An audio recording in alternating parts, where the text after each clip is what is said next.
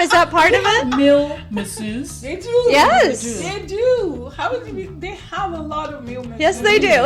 Because their hand is strong, so they're able to massage very well. I don't know about that one. I mean, that is my point, actually. Big, strong hands coming up. My house, our garbage disposal went out. My husband's like, oh, let's find somebody to fix it. I'm like, excuse me. I got this. Hold up. But I decided for physics for that reason, and then art has always been more of a creative. I like to do this on the side. This is more of a, I don't know, more of my me thing instead of, and the physics was more of a career thing, if it made any sense. And then I know you built a workbench. Yes, for that's your garage. my woodworking You guys, project. if you guys see this workbench, the day she showed it to me, I was like, wait, what? Did you build this or your husband built it? Like he was like, Make sure you're standing straight. Tap. 1, 2, 3. Tap. 1, 2. There you go. Then you can do bachata. and then we do a swirl, right? 1, 2, 3. Tap. 1, 2, 3. Ah! Don't fall. Let's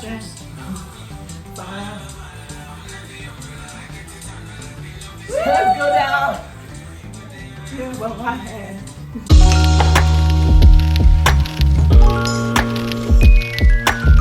Hello, everyone. Welcome back to our podcast, Life as We See It podcast with A and A. And on today's episode, we have a special guest, Ellie. Hello. Thank you guys for having me. Yeah. And Amaka is here. Hello. Amaka is back for real.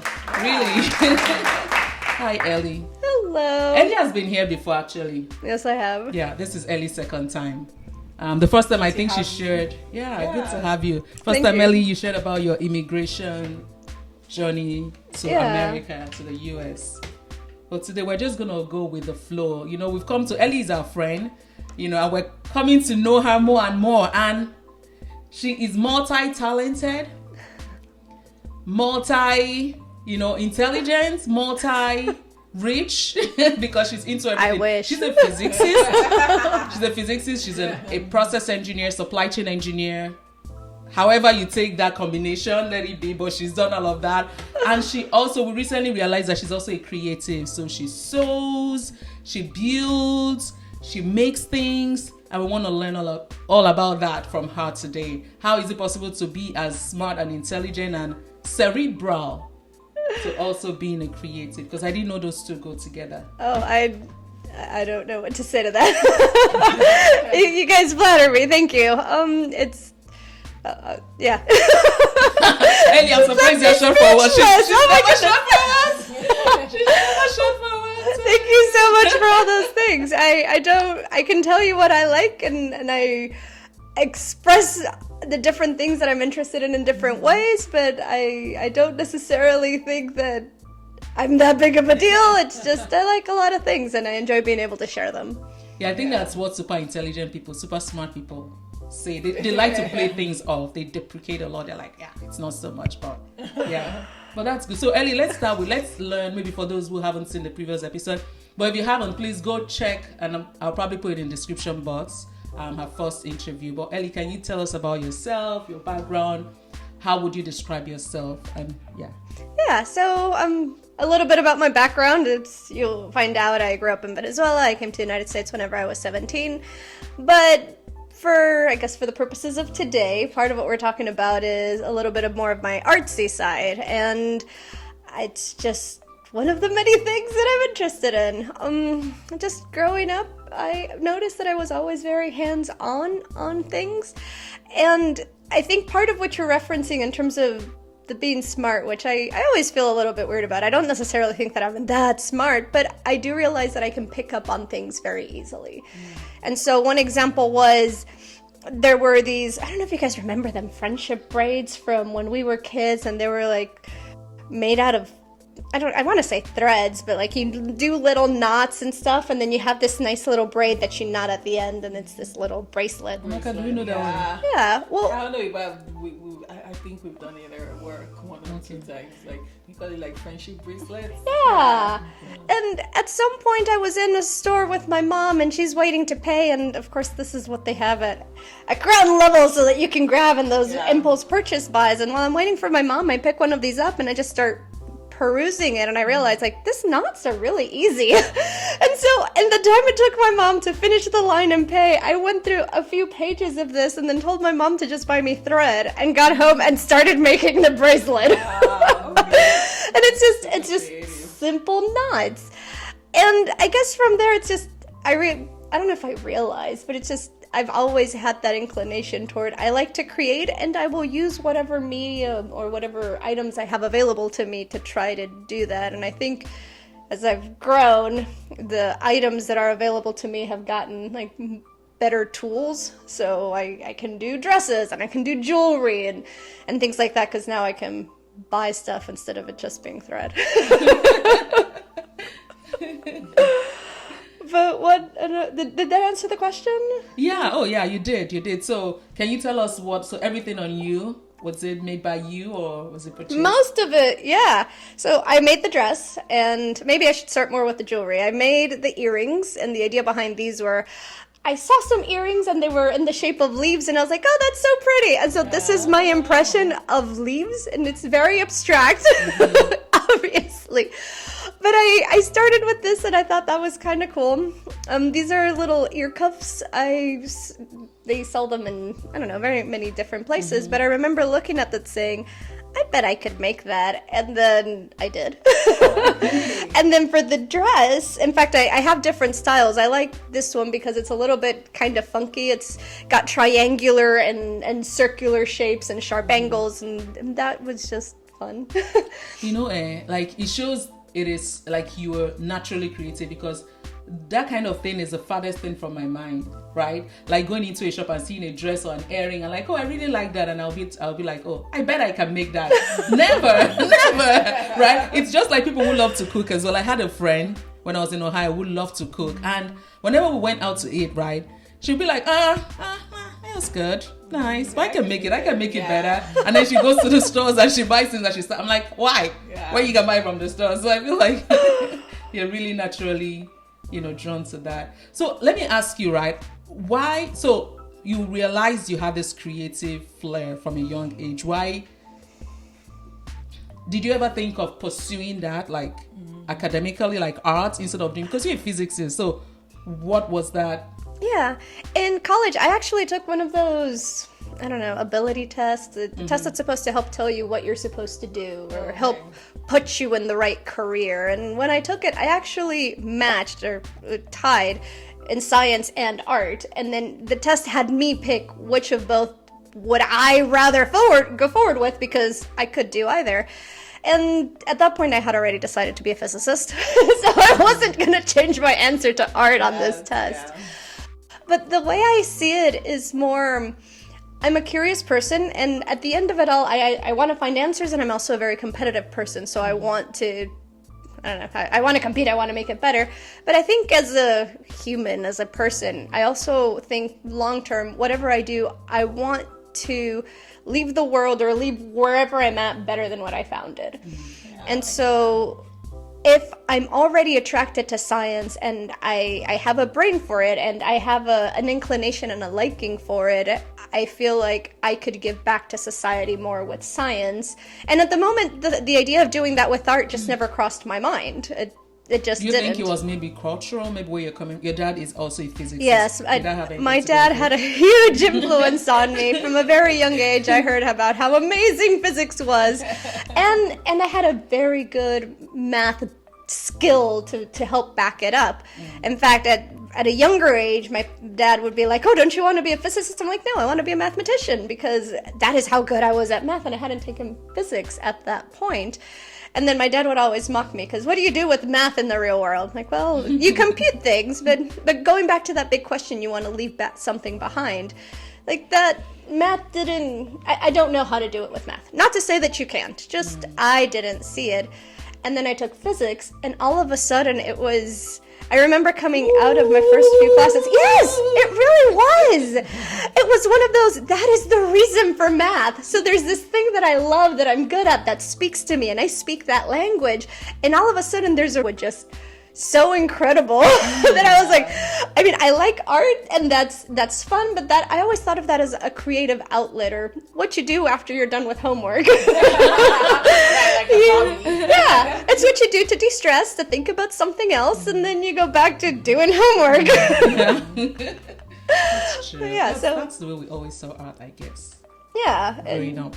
But I decided for physics for that reason, and then art has always been more of a creative. I like to do this on the side. This is more of a, I don't know, more of my me thing instead of, and the physics was more of a career thing, if it made any sense. And then lately, I've been doing more and more of the me thing. So, I mean, I still have a job, but now I need something to keep me from working all the time. Right. So let's go back to your dress. I know you talked about your dress, and your dress is beautiful, by the way. So how did you get started with like sewing, let's say? Because I know like back home, like sewing is like, it's like, okay, and I was joking about this earlier, but it's a true thing. Like in Nigeria, my tailor was always telling me about how bad her back is, like her back would hurt. And so I had this like, oh my gosh, if I want to learn how to sew, that means my back is probably gonna hurt. So I just want to like talk about like those myths we have with sewing, and see how you started like your sewing journey.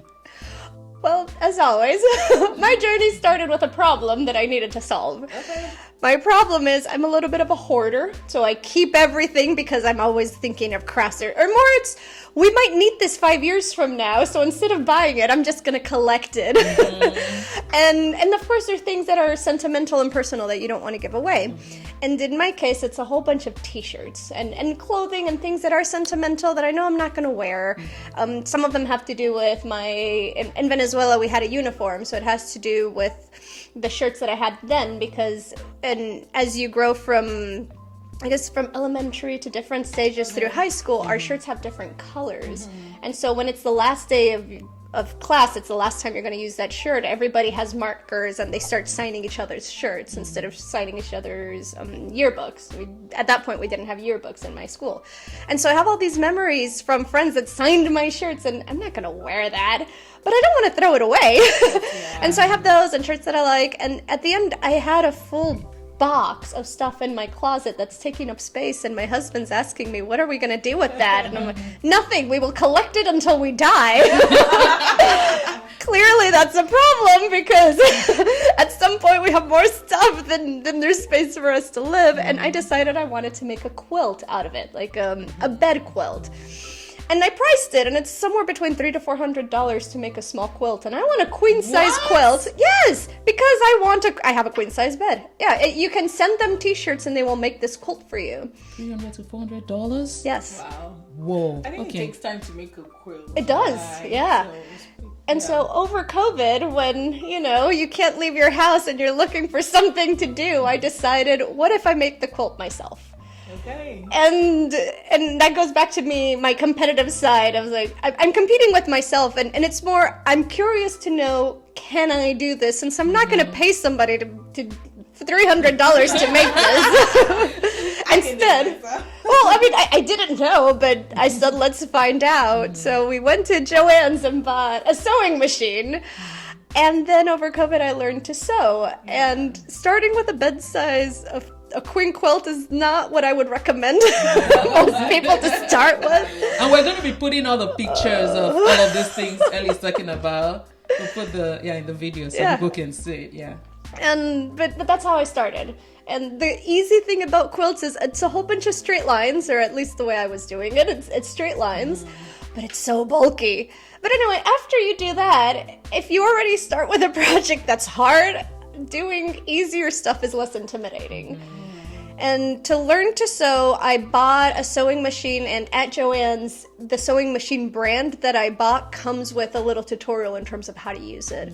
And so they went through step by step. They showed me to thread it, they showed me how to do stuff, they showed me this is how you plug it in and how you do all the basic stuff and how you get a straight line. That's where you start.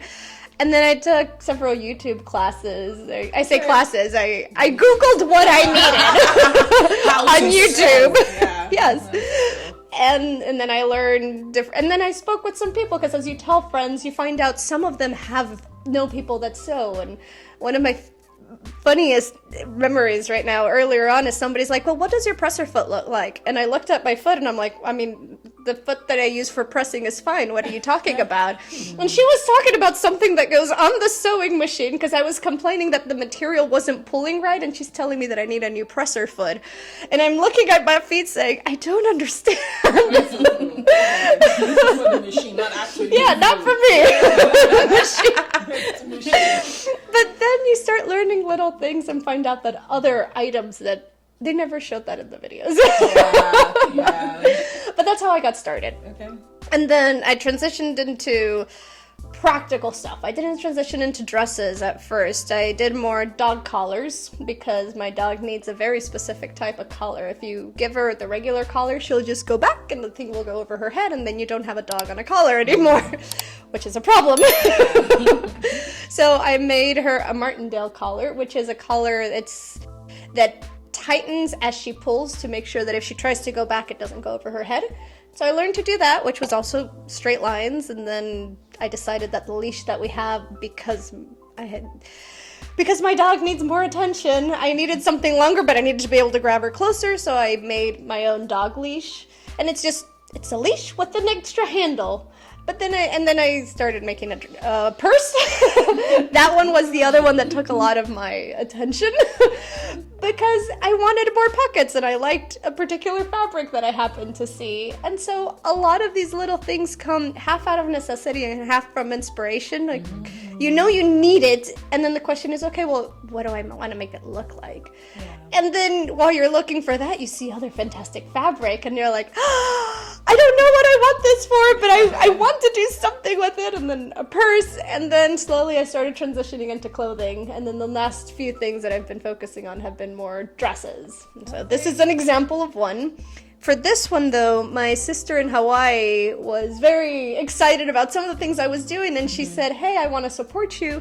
Here's some fabric. What do you want to do with it? And actually, she sent me a picture and said, do you like it? I'll send it to you if yes. And then she sent it to me, and then I had to find the right outfit to go with the fabric, because you don't just, you want it to highlight the fabric. So for this one, this is a little bit crazy, and I say crazy, it's very colorful, it's very Hawaiian. The outfit. Exactly, yeah. And so like this is more of a Pocahontas, in my mind this is a Pocahontas style. So it looks a little bit in tribal. That's really what I was going for. It's a tribal print, and so I was looking for something that to me meant tribal. And I'm sure people will look at this and be like, no, it's not. But, but in my mind, this is how I saw it all come together. And then more YouTube videos on how to make dresses, and here I am. Wow, that is amazing. So back to my meat about like your back hurting. Oh yes. Yeah, no, because I know that's like a real thing. So have you been able to like, I know you talked about like, are there like certain ergonomics or things that you have to take into consideration when you're starting out to sew, or you're a professional tailor? Or yeah, I am by no means a professional of any sorts. Again, I learned over COVID. I broke so many needles. You are a tailor. the product justifies or qualifies the craft. Because I've seen your dresses. The dresses you made this inclusive, and it's beautiful. So I feel like the product, qualifies. Yeah, but okay. Thank you. She's just being no mother. She's just the beginning. But back to the back hurting. Part of what I've learned at our job is a big part of making sure that you're physically okay is making sure that you have the right posture and the right ergonomics for it. And so I by no means have the right ergonomics for sewing at my house, but you want something where you're not forced to be hunched over. The sewing machine that I bought has its own little light. As I turn it on, there's a light right where the needle is going. Okay. So that helps me be able to visualize. Like, I don't have to be there with a flashlight, I can just see. But ideally it's at a height where for me to see, I don't have to hunch over, but I can just bring it here.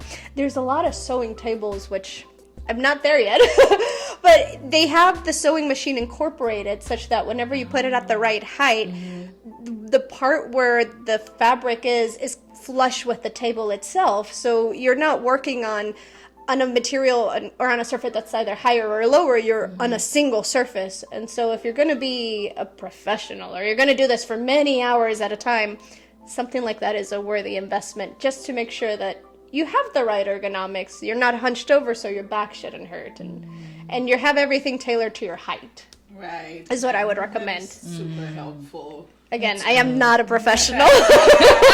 I'm just thinking, how do I make my back not hurt? I sit straighter. How do you sit straighter? Well, you have everything at the right height, so that you don't have to. Be hunched. Yeah. No, I think that's a powerful note to like. Yeah. Because I feel like when you're starting out, you really don't know like what you're getting into. Yes. And so you've done it and your back is hurting and you're like, oh, I can't do this anymore. I have I don't want to do it. I have half a queen size quilt. I can't throw it away for the same reasons I couldn't before. Yeah. So Ellie, I feel like your art, your love for art is progressively, increasing, and you're spreading out into so many other, kind of things. Because you started out with the quilt, so the quilt was your first art project, and then you moved to making earrings, or the earrings came way before. Oh, those came way. Oh yeah, those came way before. And then I know you built a workbench. Yes, for that's your garage. my woodworking you guys, project. if you guys see this workbench, the day she showed it to me, I was like, wait, what? Did you build this, or your husband built it? Like, he was like this guy, just like way bigger than her. That was all me. How did you build this? Like, it's just something you do for leisure. Like, for me, when I after work in the evening, I just want to distress, with a good show and all that.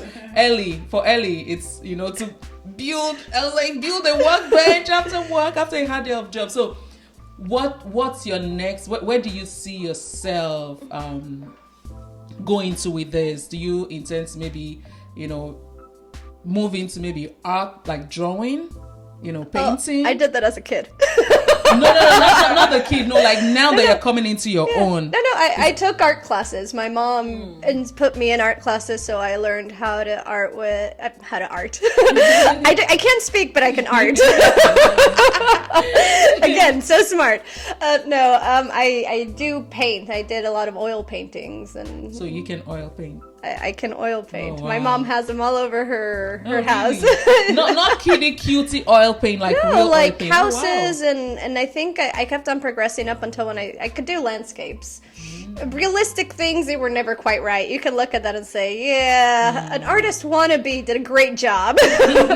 And then faces was always the hardest one, but for faces I was using more charcoal style things. Oh. So that, I think maybe that's, I don't know if that's where it started, but again, I guess my parents either nurtured that side of me where I've always had a creative outlet, and it's not just an outlet. I was in art classes. I was in painting classes. I see. So what's your next move? Do you intend to like begin to monetize it, make money off it? Do you begin, because I know a lot of people who work in tech like you do right now, sometimes they're like, you know what, I'm done with this 9 to 5. I want to pursue my passion. This is what has always run through, for me. Yeah. And then go...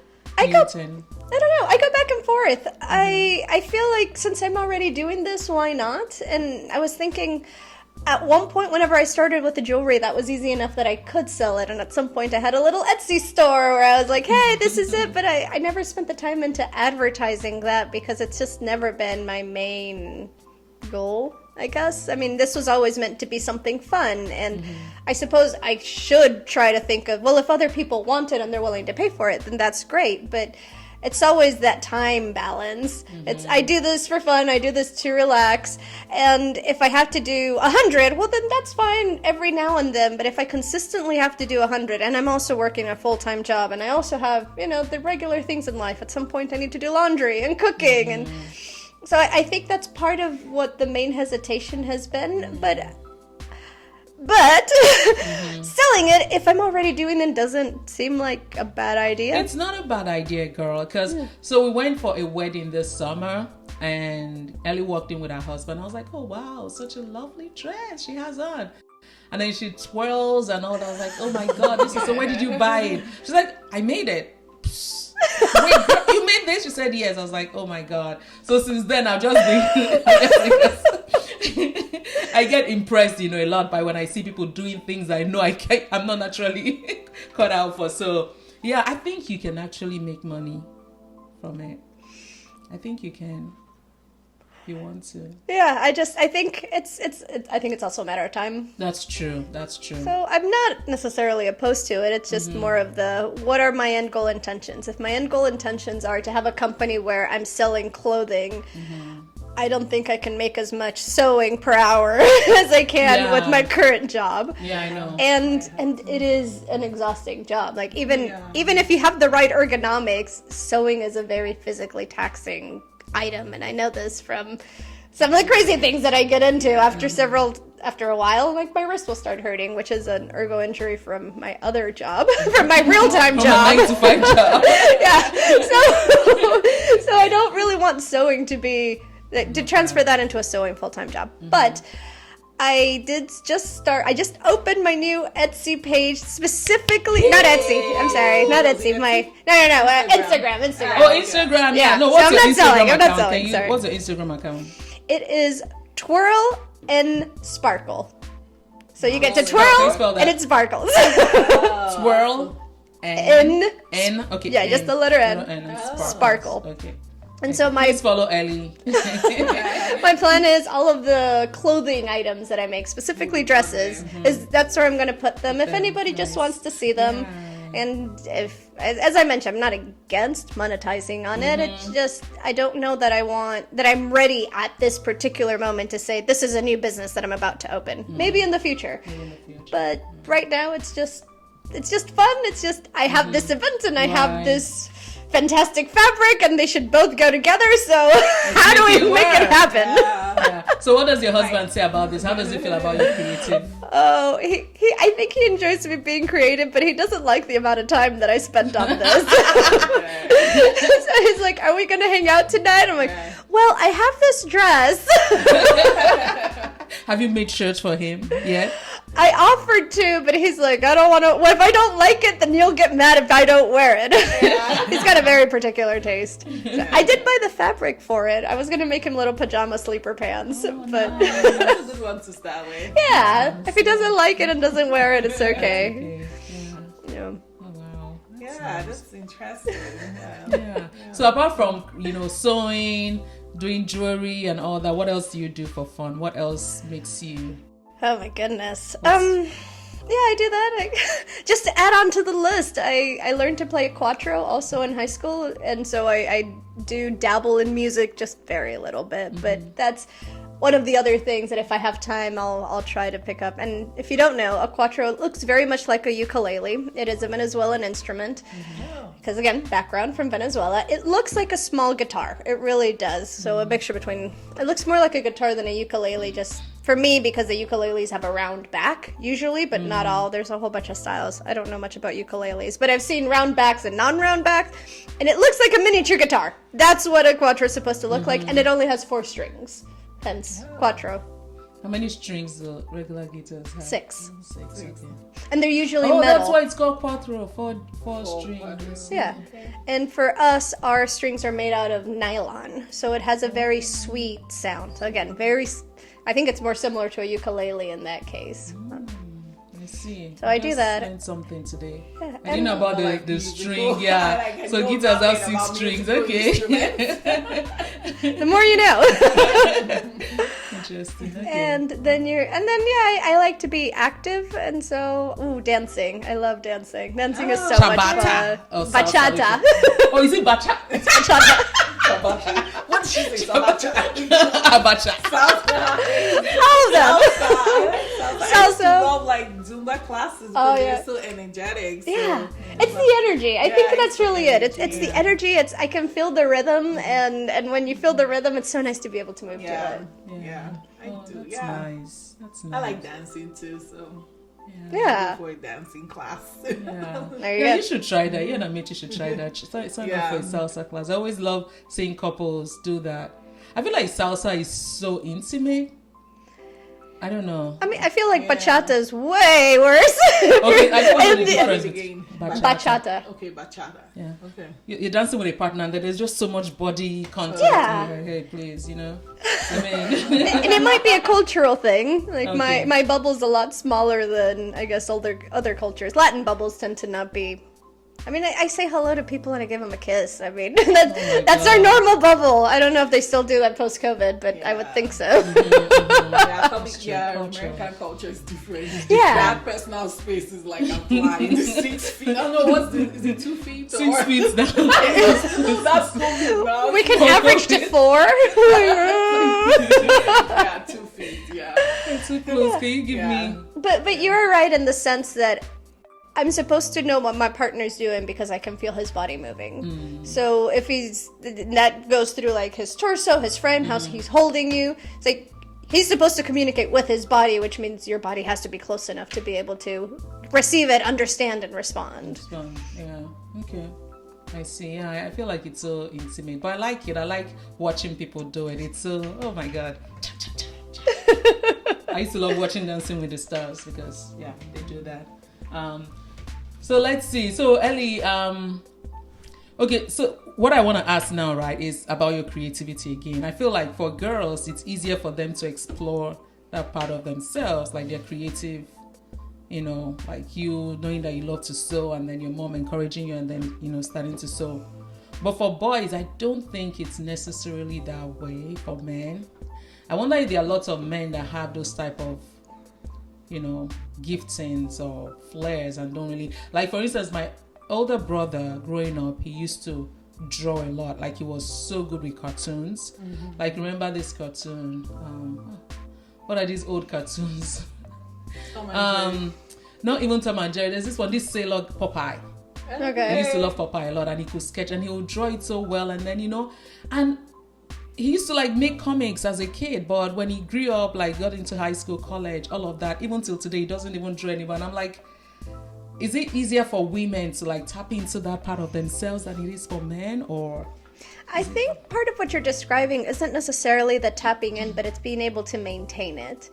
And so I don't know if it really goes around gender items. My perspective or my thoughts, just talking, is I think it depends on several things. It might be like the environment. Do you actually have the time to be able to dedicate to this? And that goes for both male and female. Like I stopped doing a lot of things for a while and then recently picked it back up again, first with the jewelry, and then I stopped doing jewelry for years. And then I started, I think in COVID again, I said, right, I need to do something. Let's get rid of this box. Let's do this. Let's move forward. But I had the time and the ability to go buy a sewing machine and do that. When it comes to men, like I don't know, I know that some men do so. I feel like what I've seen is you see more women than men. I feel like men sew in a very large scale, like high level. Like you hear the Givenchy, the Yves Saint Laurent, the Tom Ford. So when they do it, they go all in. When they do, they go all in, right? So I just think like men in general, like, even in Nigeria, like Amaka, there are many Nigerian male tailors. Yeah, but I also think like from a cultural perspective, like women get that leeway to just like hone into their passion. Like when I was a child, like for example, I mean when I was younger, like you still have your parents now, you're a girl, so you still get pampered, get what you want. But like men, I feel like men, when they get to a certain age, there's that pressure for them to be independent and start making money quicker than a woman. Yes, okay. And I could be wrong, but I just think like culturally, so men always think like, what business can I start? How can I start making this money quickly? Like passion and hobbies, all those things are back burner. Where's the money at? How can I start making? That's just my personal opinion, but that's why I feel like it's just easier for women to hone into it. Except there's extenuating like circumstances that are making them like think about how do I make money. But naturally, like women have more leeway. That's true. That makes sense. But I feel like men are good when men get to it, they're really good at whatever they do. Like I know there was a male many years ago, even before salon and hairdressing became famous for even men. Bobby Salon. Yeah. The guy was so good. Like all the women used to want to go get their hair done with him because he was so even good. Close to where I live, like in Nigeria, like there's this big salon there. Like there's no time you go there. If you don't book an appointment, you're waiting hours to do your hair there, and they are run. The person that owns it is a guy. All the stylists are guys, and I'm like, what? And the people coming, they're not guys though, it's women. And I'm like, what's the craze? There are other like salons that women are like making hair, but they're not as like booked like that. So I don't know what the rationale is. They put a lot of like, but if you go there, the service, like they give you wine, is kind of different from what the other salons, like the men actually like. And they are really good. Like they are they really make good in the craft. Good in the craft. Yeah. As some women just like men making their hair, to be honest. Maybe. I don't know. Another massage, please. They massage your scalp. Is that part of it? Male masseuse. They do. Yes. They do. How would you be? They have a lot of male masseurs. Yes, they do. That would be good. That would be Because good. their hand is strong, so they'll be able to massage very well. I don't know about that one. I mean, that is my point, actually. Big, strong hands that cover more of your back. But to the females' point, there's an art that they all teach them in the masseuse school, right? So whether you're a female or you're a guy, like you're still taught the art of whether your hands are soft. There's a way that you can do it. And it will still massage someone. So I don't think it really has anything to do with like a guy's hand. I would like to have a male masseuse actually. I didn't even know. Go for it. And then when you call them, tell them my preference. I feel like people do this. I don't think this is not normal. No, it's not normal. Like it's not normal. Like it's normal for some people. Like I said, even those salons that guys, some women like their hair to be made. They'll be like, oh no, I'm waiting for that person. they like it. So I mean, if it's good, I guess for me it's more, is the product good? Because if it is, then that's what I want. And if you happen to be a guy masseuse, well, go for it. I mean, yay. That's true. Big strong hands coming up.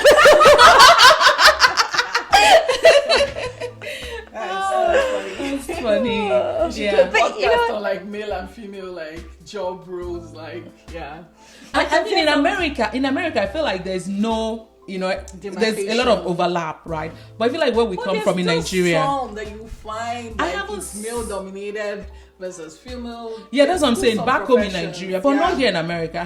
What profession would you say is mostly male dominated? Yeah, now science. No, like science. No. So I'm talking of in the angle of where it is like 95% to 5%. Like 95% male, 5% female. Science tech isn't that way. Now, I mean, the gap is closing, right? I feel like, it's still male dominated, but there's still a lot of women coming into that area. Predominantly. It's still there towards the male, but we still have a lot of women coming in there, right? I would say it's more like maybe 60-40. How about construction? Okay, construction, okay, construction. That's true. I don't know the numbers, but what about law enforcement? Right. Law enforcement. Okay. That's true. Because I've seen one that true. stopped me one time. It was a woman and female police. There are lots of female police, but not as much. Yeah, exactly. They're definitely women. I recognize it's skewed. I just don't know how badly it's skewed. Yeah. So I was talking, Amaka, when I was thinking about this, I was talking about like in Nigeria, I was thinking of like when it comes to transportation, it's like male. Like even like automotive mechanic, it's mostly male. Carpentry, it's mostly male. Even the conductor and the driver, it's male. Like they're a woman. Yeah, but here in America it's different, right? I mean, you see a lot of women drivers driving Uber now. Yeah, so it's, I don't know. Yeah, but I guess the point I was trying to make was that overlap. Like it's more, the lines are harsher or more drawn out back home in Nigeria than it is here. Yeah, I agree.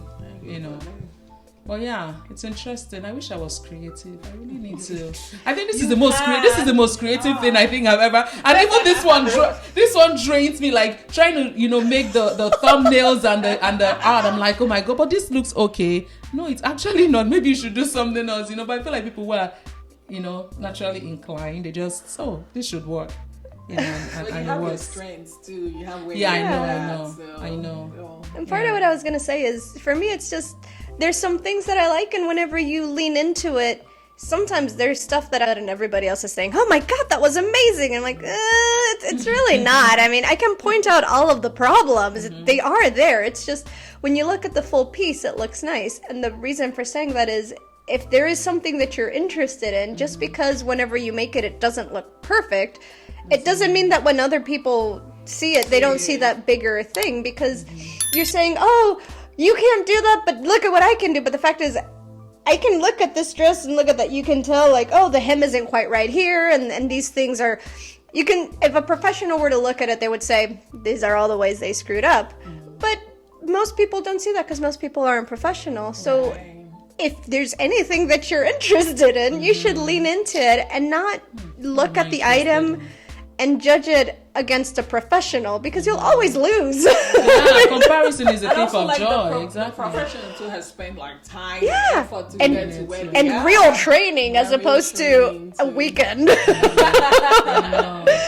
That's true. I just like to watch TV.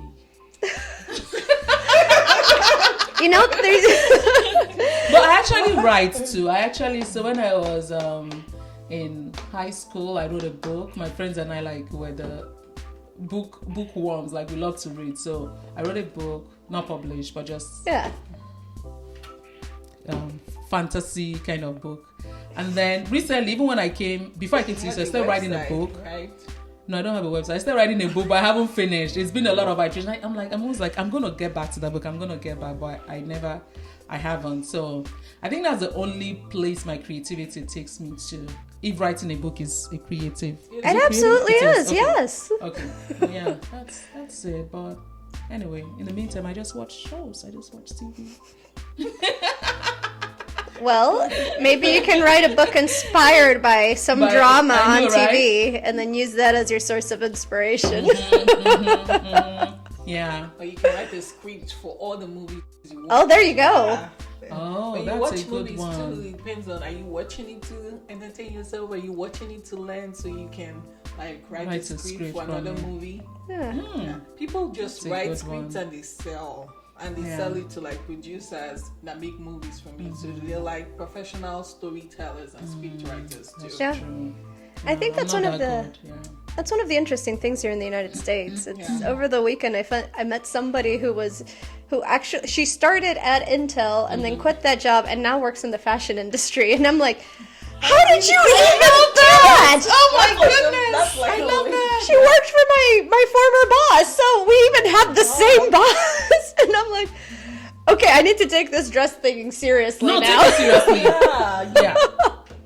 Because other people have done this, and I know people have mentioned, no, you can sell them, and I'm just not taking it seriously. But here you have so much flexibility in terms of, did you want write a script for a producer? Well, they get a whole bunch, but you can start somewhere. You can self-publish. You can do so many other things. And if you can imagine it, there are people who have whole YouTube channels about people responding to videos. I would have never thought that would sell. People watch exactly. those things. So it is amazing at the variety of stuff that you can just tap into if you wanted to, and that's the part that boggles my mind. I'm here doing a little dress and a purse, and somebody else is doing a podcast. I wouldn't know how to even start with a podcast. That's so much video editing. I don't want to deal with it. And then doing YouTube videos about people watching YouTube videos. What? Oh my gosh, I love it though. Yeah, honestly. That's actually true. It's just about people just wanting to do it. Find something and there's a market out there. I was watching a video about a content creator that was making a video about content creators that make content. So it was it's so meta. How would you even make content out of this? Everything is content. Watching. I watch podcasts and YouTube of people reviewing shows. And maybe that one is there's this show on Netflix now, Love is Blind, right? Yeah. So I watch it and I'm like, I'm trying to punch. I'm like, oh my God, I'm so like, I have so much opinion about the people I'm watching. I'm like, I need someone else to validate what I'm feeling about these characters. And then I go search it on YouTube or podcast and people are reviewing. I'm like, yes, I thought as much. That's so, so yeah. So this is what you need to do. Find other people who watch Love is Blind and invite them to your podcast. Do you guys watch Love is Blind? I mean, I have. Yeah. It's so addicting. Oh my goodness. I watched one season and then I'm like, I have to stop here. What season did you watch? Oh, I don't know. I can, One of the earlier ones. I think it's one of the earlier. I think it was one of the first ones. Okay. Yeah, I don't even remember the characters. I mean, I remember their faces, but I don't remember their names. No, it's such a nice show. Like, it's, reality show. It just helps you distress and take your eye away from what is happening in your own world and just... It's other people's drama. It's so much better than mine. So much more better. The toxicity is just there. It's not around me. But yeah, that's nice. Wow, Ellie, thank you so much for sharing all of this. Yeah. Yeah, of course. Thank you for having me. Yeah, sure. Now you have my dress Instagram account. Yes. So what else? Where else can people find you? And what are you working on now? Right now, so you mentioned my woodworking items. Mm-hmm. So for woodworking, my intention there is mostly home improvement. So I have to focus on finishing doing pull-out drawers for the kitchen. So that is my latest, which I've been postponing for about half a year to a year. But I've decided I'm going to start. It's already taken up our garage. I have wood. I have stuff. The husband's going to get upset if I don't do something with it. So that is my next project. After that, you mentioned books. I have my sister, the one who sent me the fabric for this one, write a story, and I want to try and see if I can make a children's story, publish something silly. Yeah, something small, but that was the first item that I was thinking if I'm serious about selling, that's something that can be easily mass-produced without having to spend hours on a sewing machine. Because that's the problem with sewing. Unless you're sending it overseas for discounted rate and possibly child doing your work, which is not where you want to go, it's hard to mass-produce. But something like that would be easier. So I think that's going to be... Those are my two next project. One that is big term and let's see if I can actually capitalize on it. And then the other one is, let's just fix the kitchen, but make it look like a person who didn't know what they were doing. I don't want that. I want it to add value to the house. So those are my two next projects. Awesome. Yeah. Awesome. Wow. Yeah, that's a massive DIY project, like making kitchen cabinets. Yeah. And I like how you're dismantling societal belief and norm on, that the man has to, be the hands-on person doing woodwork and not the woman. Yeah, no, I mean, for sure, I understand that belief exists, but for some reason, I don't feel like anybody ever told me, well, you can't because of that. I just started doing it, and part of the really interesting things, it's, okay, well, I'm going to make this. How do I do it? You can see so many videos where women are the ones that are doing these things. Women are the ones that are buying these massive pieces of wood, and you would think, okay, well, she's clearly bulk, but no, she's not. Yeah. She's like a tiny frame like I am, and she's like, okay, so I use this thing, and then I cut it, and I'm like, okay, thank you. That's exactly what I need to do. Yeah. And there are so many women, and I think part of it is maybe we're not talking about it. Yeah. And we have this impression from maybe, I don't know, 1950s, 1960s of how things were. And then all these women are coming on board, but we're not seeing it. So we're still saying, this is what the belief is. And if we just start talking about what's actually happening and the changes that are already here, I think maybe we would just educate people to realize that belief is not founded on today belief. True. I mean, not to say that this discrepancy doesn't exist, but I think way more women are doing this than we realize, and we're just not talking about it, and that's why we don't realize it. True. I agree too. Yeah, that's true. Yeah. Someone who said anything, is it Tim Ross now? He has a podcast, like, fantastic. He said he's not ashamed to admit he's not handsome. Like, if there's any like woodwork, any type of repairs in the house, it's his wife that does it. She loves doing it. She's good at it. He's not into that, and it's okay. And I think it should be fine, for society. In my house, our garbage disposal went out. My husband's like, oh, let's find somebody to fix it. I'm like, excuse me. I got this. Hold up. I got it. I did. I bought it on Amazon. I uninstalled it myself. I reinstalled the new one. And I said, husband, it's done. Not that he wouldn't do it, but it's just, I do enjoy this. And that is normal in my house. Yeah. I love it. I love it. Well, good for you. My own house, my husband's the hands-on one. Yeah, it's good to have that balance. One person is the other person. Yeah. It's fantastic. Good. We all have our strengths. Yeah, exactly. And in our case, I have more time. So he could do it. He's just thinking, I don't have the time for it. I'll pay for it. And I'm like, but I enjoy it. I have a new hobby now. I have a new project. Awesome. Thank you so much, Ellie. Thank you for coming. Do you have any last words? Just go out and craft. Go out and craft. Yeah. Thank you. Thank you guys for having me. This has been so much fun. You're welcome. You're welcome. Yeah. All right. I look forward. Oh, go ahead. I was gonna say I look forward to your podcast on podcasting. We actually published one. Yeah, why you should start a podcast. Did you publish it already? I published it this week. Yeah. Okay, yeah. See? Look out for it. Why you should start a Why you should start a podcast and why you should we should be go doing more of asking. that. Why you should- yeah. Yeah. Wow. Thank you so much, Ellie. Please engage with Ellie's work. Her Instagram is going to be updated. She's going to put in all her work there. Yes. So please follow, connect with her. Even though she's saying she doesn't want to monetize yet, I'm sure if you slide into her DM and maybe just give her some, hey, Ellie, how about, this? Maybe. It's not a no. Shoot your shot.